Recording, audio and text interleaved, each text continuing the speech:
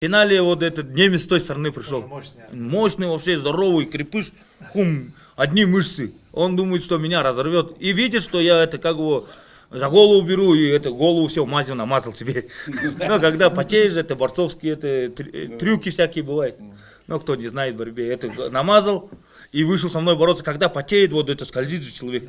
И голову беру, он скользит, уходит от меня. Ну как подобный в финале один раз с кем-то там. Ну что думаю делать? Голову взял, голову резко отпустил, он встал, я ему ногу пошел, в 2 балла взял у него. Еще хотел, ну в 10-0 хочу делать, как хотел всегда. Но красиво закончить. Ногу ему прошел.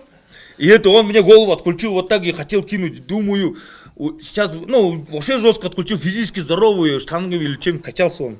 Голову отключил, думаю, туда полечу, 4 балла дадут, и он может взорваться, еще раз делать. Ну, нет, думаю, лучше потерплю, ногу подержу, хоть голову, хоть отрывает, и это, терплю, а то там среди, может, это всякие сенсации, они могут вот так дать, и это опасно же. Думаю, шутить не буду с собой, думаю. И это, держал ногу до последнего, и он это отключился, упал, и 7-0, с разрывом 7-0 выиграл. И это встал, руку поднял, вообще понравилось.